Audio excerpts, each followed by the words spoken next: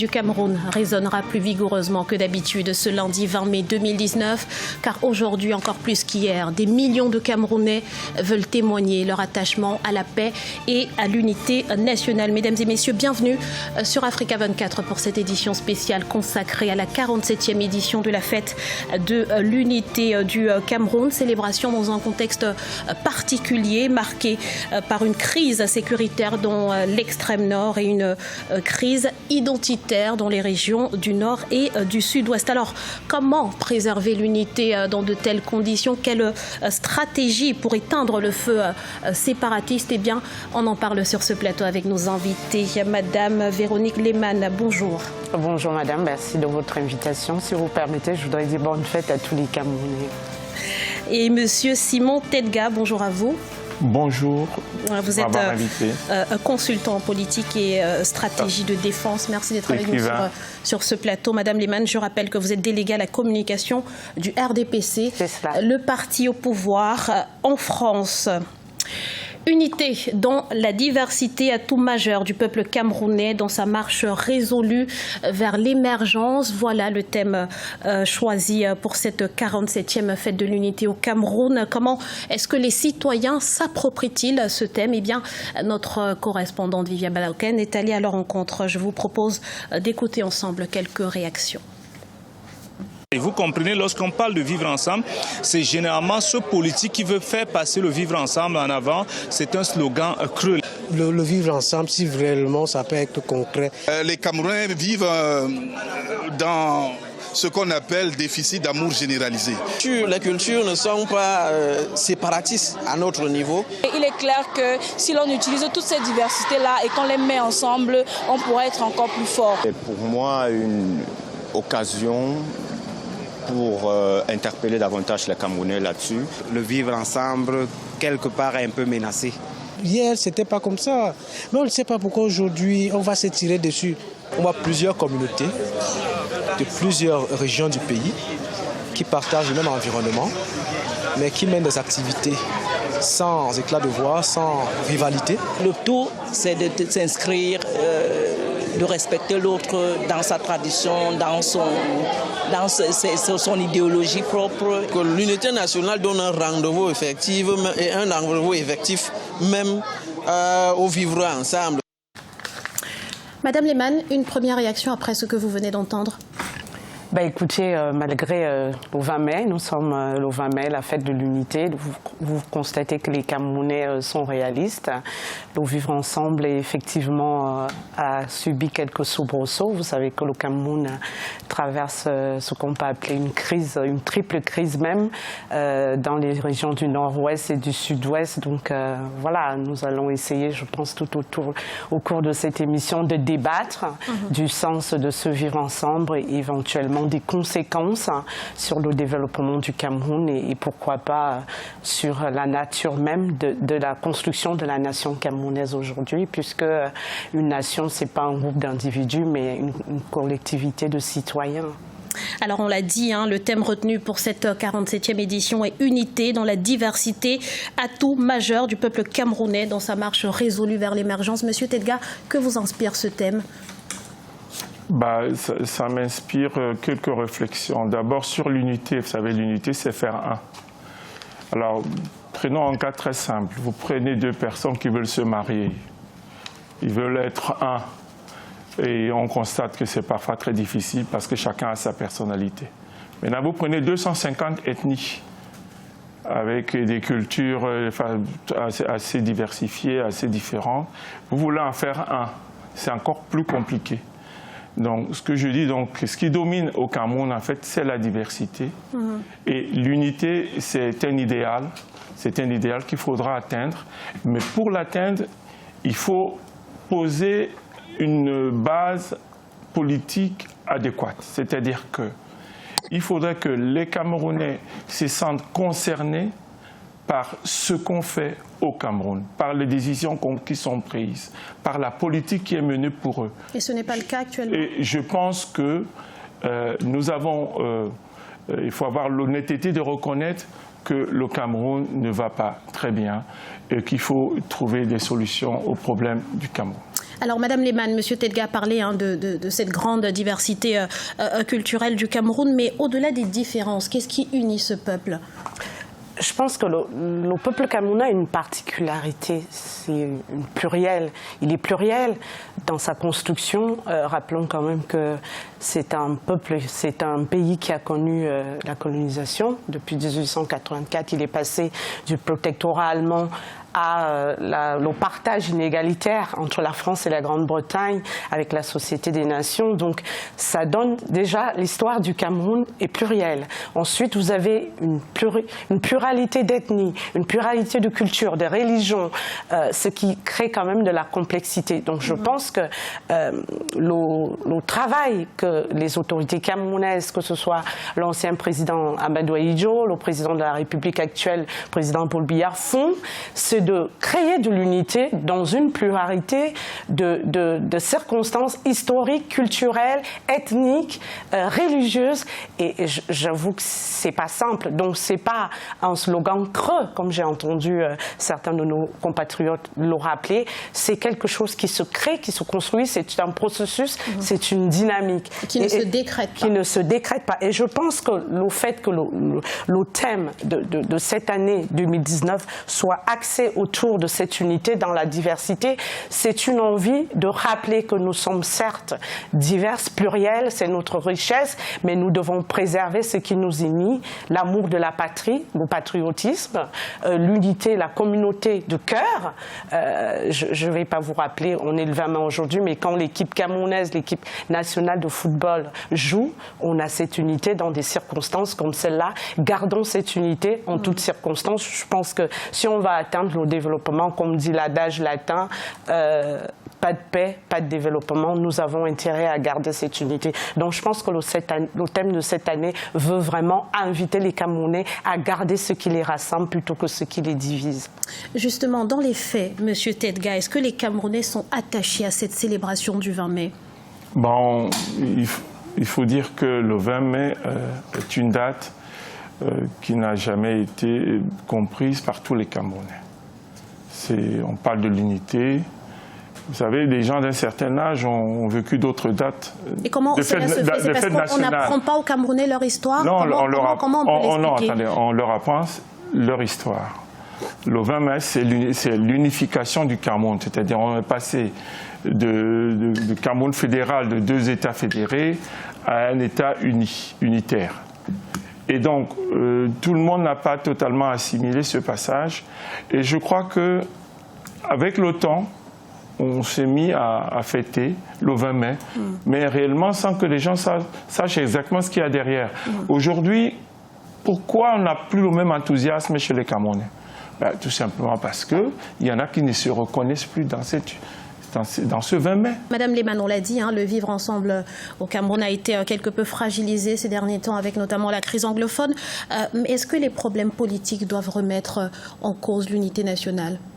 Si vous permettez, nous allons revenir un petit peu sur les causes. Je pense que les causes que j'évoquais en l'entame de l'émission, le parcours historique du Cameroun. Le Cameroun est une ancienne colonie de l'Allemagne. Après la guerre 14-18, le Cameroun a été divisé entre la France et la Grande-Bretagne, notamment une partie, un 5e du territoire, sous administration britannique, et le reste, à peu près les 80% des Camerounais sous l'administration des Nations Unies, dont de la France. Ce qui crée justement ces deux différences linguistiques anglophones et francophones qui, si vous convenez avec moi, ne sont pas la nature même, l'essence même du Cameroun. Donc ça crée déjà une superposition d'identité et de culturalisme, ce qui complique la tâche. Donc, comme vous savez, dans la common law, les idées, les pensées ne sont pas les mêmes, que ce soit dans les us et coutumes, que ce soit dans la manière de penser le droit. Donc, les anglophones, je pense, du fait qu'ils soient minoritaires, en tout cas ceux qui ont choisi d'être attachés dans la partie méridionale au Cameroun, ont toujours eu l'impression d'être d'être pas reconnus. Ce n'est qu'une impression, ce n'est pas vrai. Quand je dis ça, je pèse mes mots. Vous savez, dans les revendications, chacun de nous a ses frustrations, des choses qui peuvent créer des colères. Donc je pense que les différentes négociations qui ont été faites dans cette histoire, et avant l'indépendance, et avant les indépendances en 1960, et lors de la réunification avant la conférence de Fumban en 1961, ont pris un certain nombre d'engagements qui, au fil du temps, n'ont pas satisfait à ce sentiment. Parce que c'est toujours un sentiment, la colère, la revendication, c'est toujours un sentiment. Moi, je ne peux pas me mettre dans leur peau, donc c'est pour ça que je dis qu'ils ont le sentiment de ne pas être reconnus autant que les francophones, en tout cas dans un certain nombre de choses qu'ils disent. Voilà, donc je pense que cette crise a été couverte. Quelque part, on avait une cocotte minute qui bout et qui a explosé depuis 2016, qui fait qu'aujourd'hui, on ne peut pas dire que ce problème était ignoré.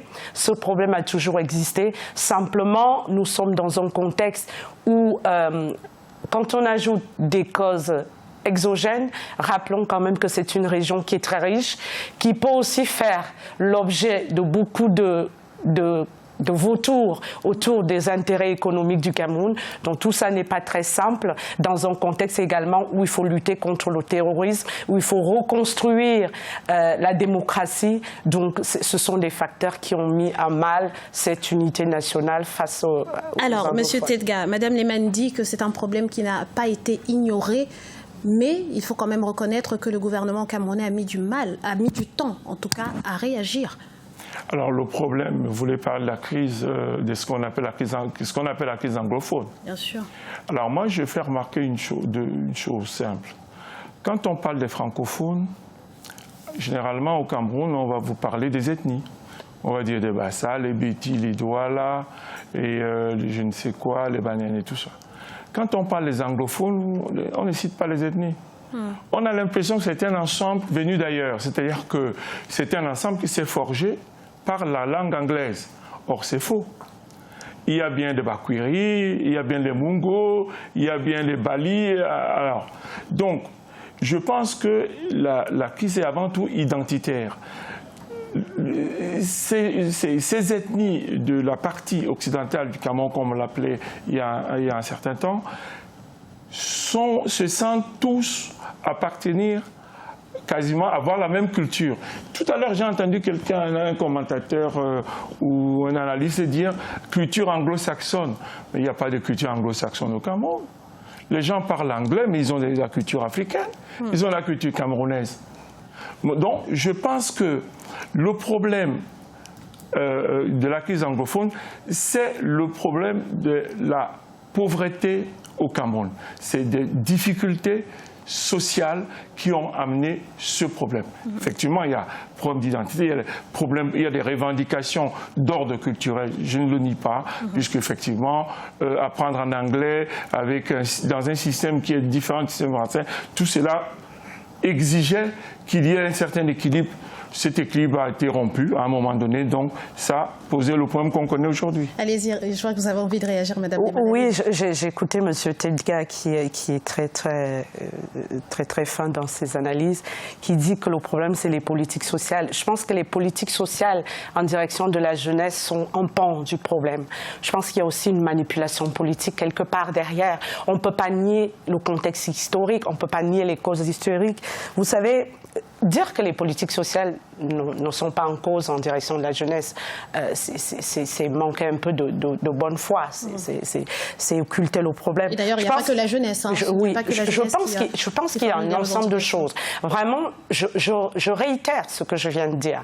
Il y a un contexte historique qui a fait qu'il y a eu un mariage égalitaire entre deux anciennes puissances colonies, deux anciennes colonies, qui se sont partagées le Cameroun comme un gâteau avec les conséquences qui vont avec en termes de valeurs.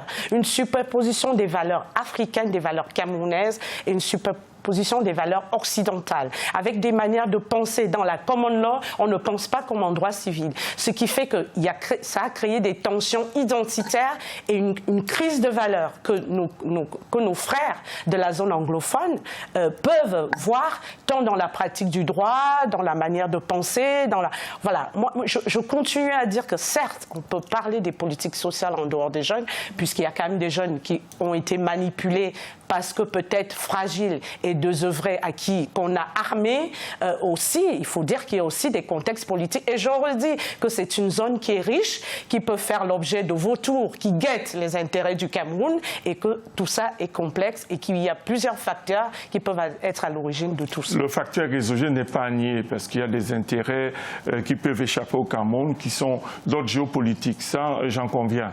Ce que je dis simplement, c'est qu'on a eu l'occasion, après plus de 30 ans, du Cameroun uni, de faire en sorte que ce mariage, entre guillemets, qui n'a pas été totalement dans la forme qui était souhaitable, puisse réussir tout simplement par une politique volontariste qui pouvait aider tous les Camerounais dans l'ensemble. Je dis encore une fois, les anglophones ne sont pas plus malheureux que les francophones. C'est général. C'est une situation générale qu'il faut étudier et qu'il faut surtout essayer de corriger. Alors, on a évoqué donc les origines de cette crise. J'aimerais qu'on se penche sur les perspectives, les solutions éventuelles. Ça fait 2 ans, plus de 2 ans que cette crise perdure et puis les conséquences sont dramatiques autant sur le plan social que économique.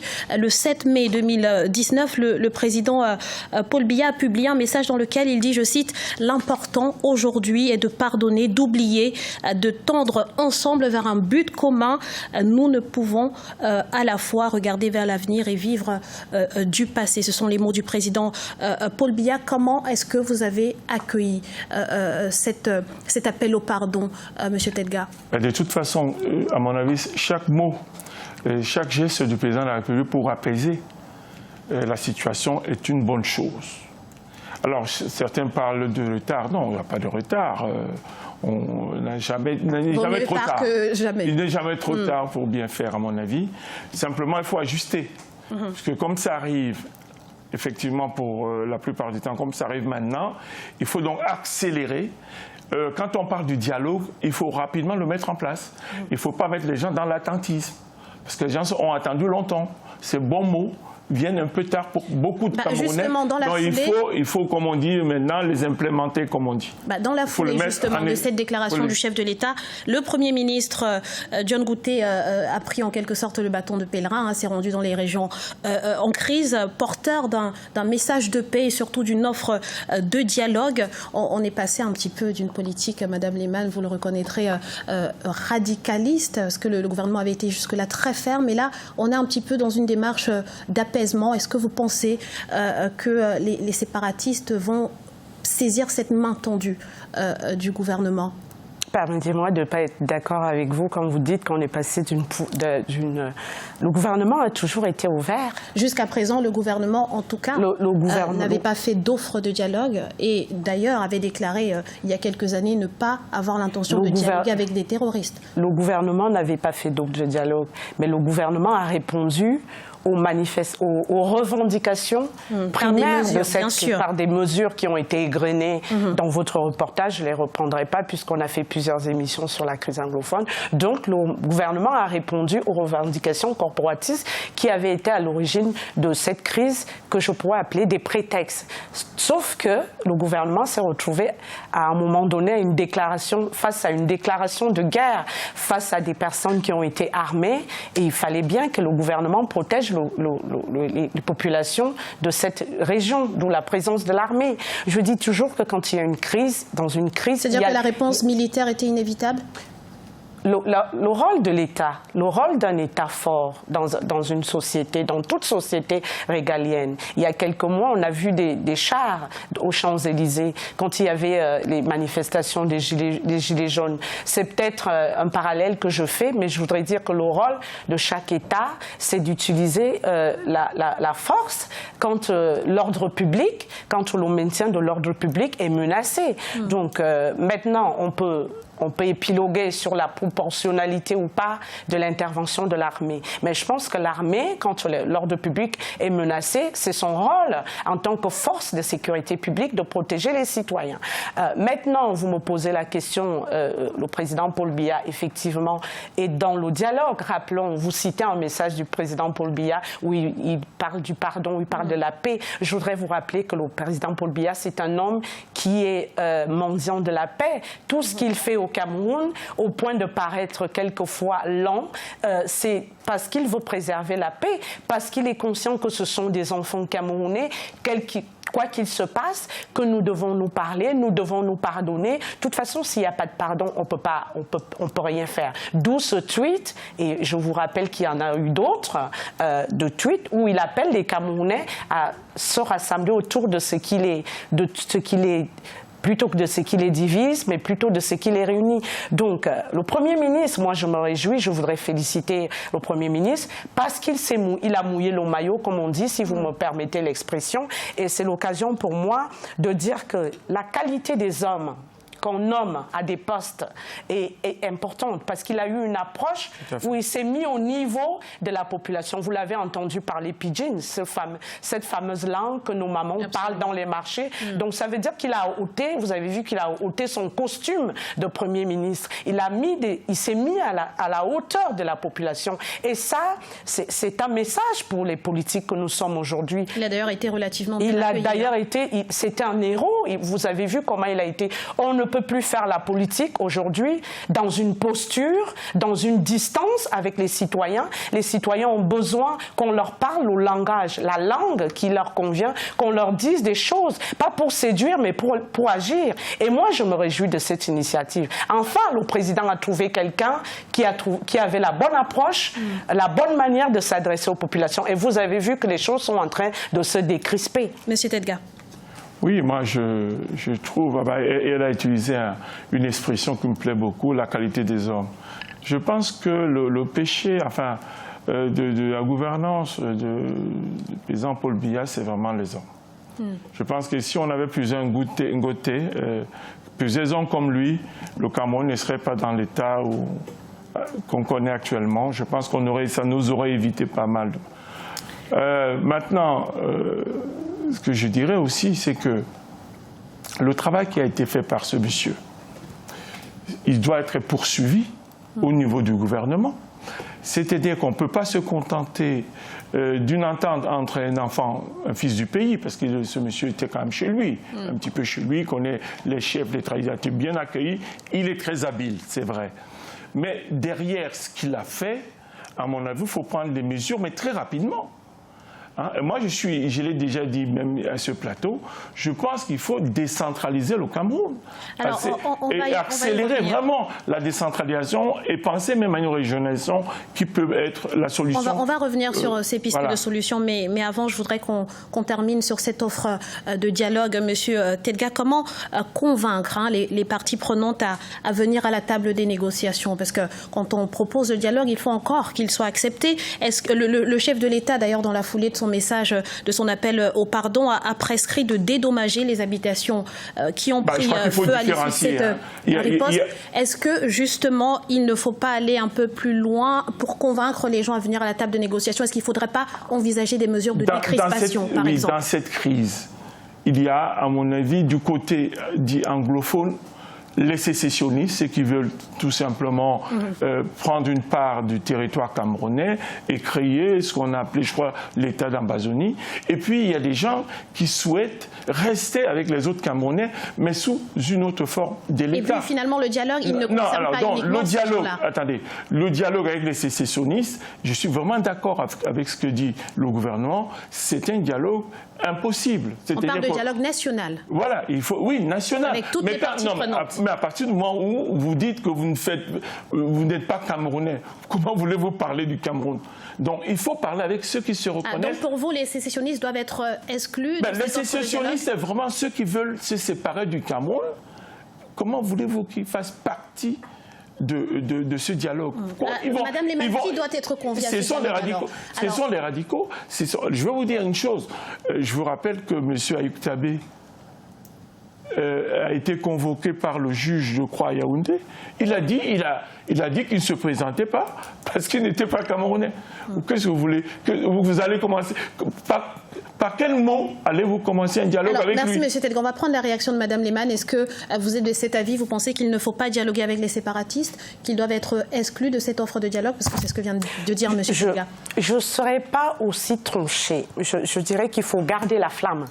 La dynamique, en tout cas, de la marche vers la paix que le Premier ministre a amorcé. Je pense qu'il faut rapidement qu'on compose, enfin, qu'on pense, en tout cas, j'ai confiance moi au président Paul Biya, il va composer une équipe de protagonistes aptes à conduire ce dialogue.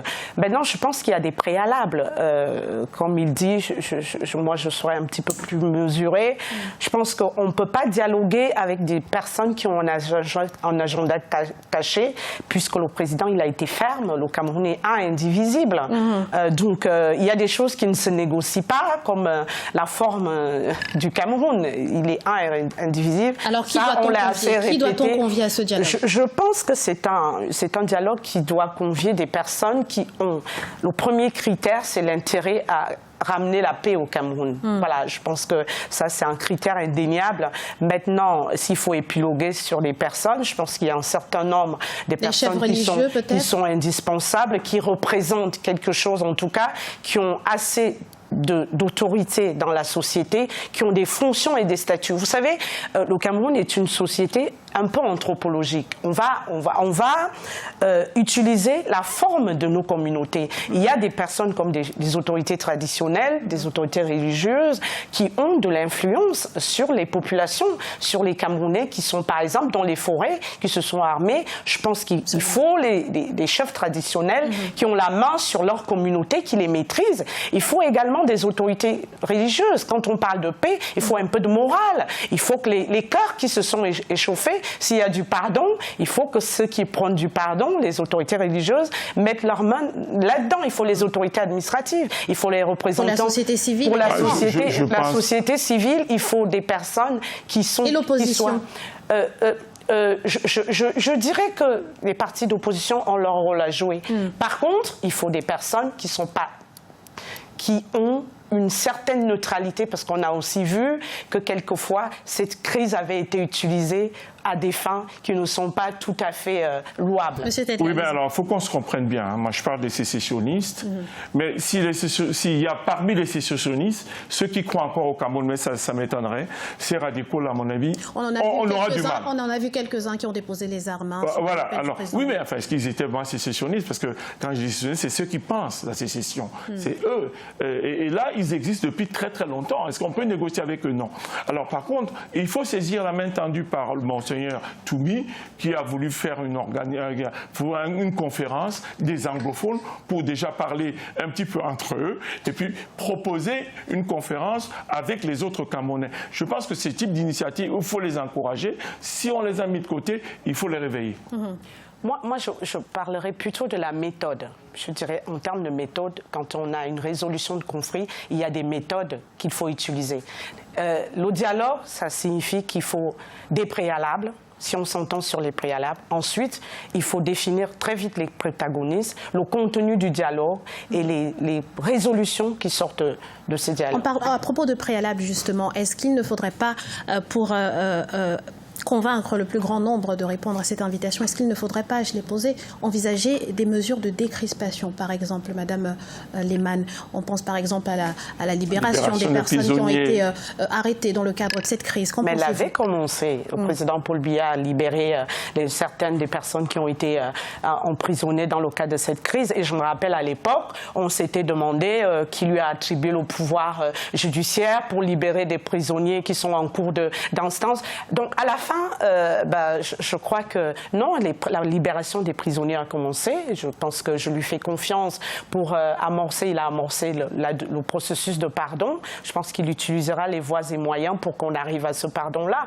Je pense que, comme je vous disais, il faut des préalables à ce dialogue. Il y a des choses qui ne se négocient pas, comme le caractère uni du Cameroun. Il faut penser des personnes qui vont mener ce dialogue, le contenu du dialogue et les perspectives qui vont vont... Pardonnez-moi, Madame Lehmann, priorité au direct. On va tout de suite rejoindre le boulevard du 20 mai à Yaoundé où les célébrations de cette 47e fête de l'unité viennent de démarrer. C'est en direct sur Africa 24.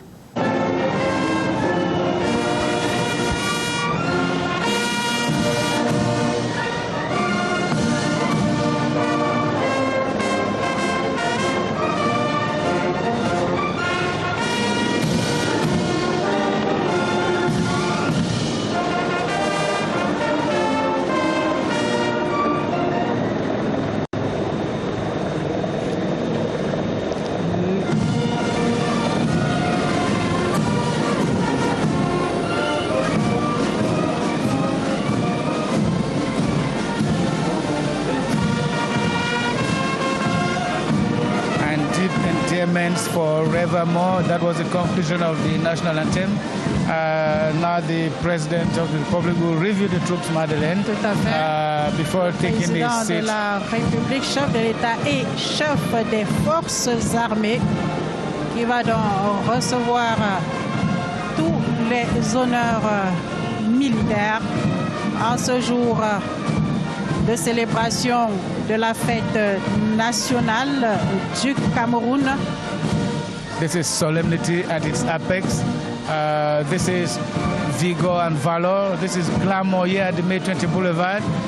The President of the Republic in an open-back presidential car reviewing the troops. He will go right down to the end towards the... Au niveau de la poste centrale, pour ceux qui connaissent la ville de Yaoundé, yes, où les différents carrés d'honneur sont donc positionnés pour rendre justement ces honneurs au président de la République, chef de l'État et chef des forces armées, commandant Atonfak. Peut-être que c'est le moment de préciser ici justement le dispositif qui est mis en place pour cette partie tout à fait solennelle de cette cérémonie ici au boulevard du 20 mai, les honneurs qui sont rendus au chef des forces armées. Alors, on ne va pas revenir sur le type d'honneur. On avait déjà dit que c'était des honneurs de type A, avec une voiture pilote ouvreuse, 24 chevaux et 24 motos, 55 chevaux. Par contre, s'agissant de la mise en place des éléments des forces de défense et de sécurité, il s'agit du drapeau de la République et de sa garde, de 2 sections de la garde présidentielle, 2 pelotons de la gendarmerie nationale, 3 sections de l'armée de terre, 2 sections de l'armée de l'air, 2 sections de la marine nationale, 2 sections du corps national des sapeurs-pompiers et 2 sections de la police. Et les caméras de la CRTV qui permettent évidemment, c'est d'ailleurs l'une des innovations voulues, j'aurais dû dire très voulues par monsieur le directeur général Charles Ndongo, de montrer tous cet itinéraire. Nos téléspectateurs peuvent donc voir ce déplacement de la voiture présidentielle qui fait cette revue et qui va, pour ceux qui connaissent la ville de Yaoundé, faire tout le sens giratoire au niveau de la poste centrale avant de revenir donc ici, prendre place au niveau de la tribune présidentielle et c'est à ce moment-là que le président du Sénat, lui, va accueillir le président de la République pour lui souhaiter la bienvenue ici au boulevard du Gambie. I want to say, Madeleine, that the round that the president is making after the military, after a review of the troops, there's kind of communion too between, I hope my microphone is working, between the President of the Republic and the hundreds of Cameroonians that are gathered around the Central Post Office. Now the President, you see, they're clapping and waving at their President. The presidential limousine is moving slowly but surely towards the main grandstand here, where the head of state will be received, like Madeleine did mention, by the President of the Senate in the person of Marcel Ngat Jifeji, who is by constitution the second personality of the Republic of Cameroon. Et c'est par le défilé militaire que Nous allons donc ouvrir cette séquence ici tout à l'heure. Le président de la République visiblement satisfait de cette première séquence.